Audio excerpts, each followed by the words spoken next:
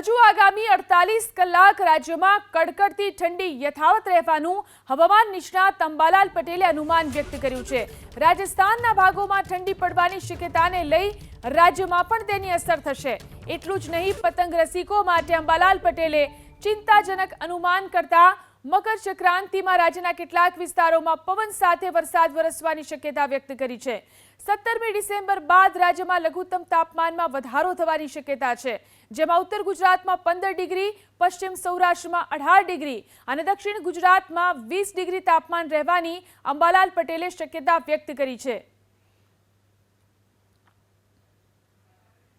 लगभग देशના ઉત્તરીય પર્વતીય પ્રદેશોમાં હિમવર્ષા સાથે જમ્મુ કાશ્મીરના સરોવર ખીલી જવાની શક્યતા રહેશે। આ ઉપરાંત લગભગ રાજસ્થાનના ભાગોમાં પણ ઠંડી પડવાની શક્યતા રહેશે, જેની અસર છે ગુજરાત સુધી થવાની શક્યતા રહેશે।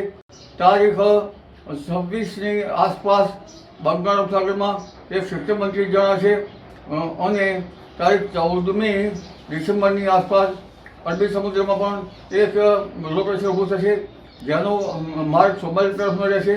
એટલે આગામી જાન્યુઆરી માસની શરૂઆતમાં હવામાનનો પડતો આવશે અને મકર સંક્રાંતિથી તે જાન્યુઆરી માસ સુધીમાં કેટલાક ઠેકાણે કમોસમી વરસાદ પવનના તોફાનો સાથે થવાની શક્યતા રહેશે। તારીખ 26ની આસપાસ બંગાળ ઉપસાગરમાં એક સિસ્ટમ બનતી જણાશે અને તારીખ 14મી ડિસેમ્બરની આસપાસ અરબી સમુદ્રમાં પણ એક લો પ્રેશર ઊભું થશે, જેનો માર્ગ સોમાલી તરફનો રહેશે।